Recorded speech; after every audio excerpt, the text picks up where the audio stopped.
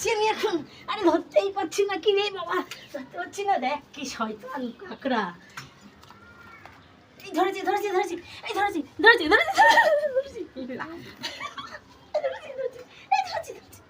ধরেছি।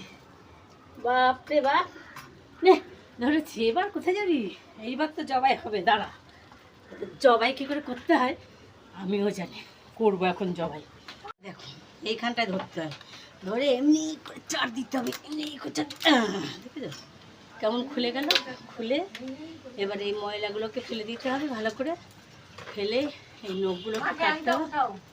ব্যাস এরকম গোটা গোটা রেখে দিলি।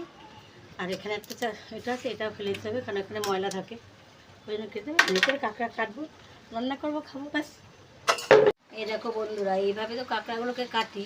আর এই ছোটো কাঁকড়া ঝাল খেতে যা দারুণ লাগে না। আর এই কাঁকড়াগুলো কী বলতো, এই দাগগুলো দেখছো তো, এগুলো হচ্ছে মেয়ে কাঁকড়া। এই কাঁকড়া খেতে ভীষণ টেস্ট।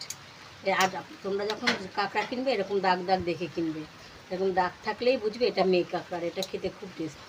এইটাকে আমরা আজকে একদম কষা কষা করে ঝাল করব। আর এই কাঁকড়ার ঝাল খেতে যা ভালো লাগে না। আর কাঁকড়াটা যেহেতু একটু সাইজে ছোটো, তাই আর ভাগ করছি না, বড় হলে দুটো ভাগ করতাম। তাই না গোটা গোটা রেখে দিই। এবার ঝাল করবো, খাবো, সব দেখাবো তোমাদেরকে, ঠিক আছে?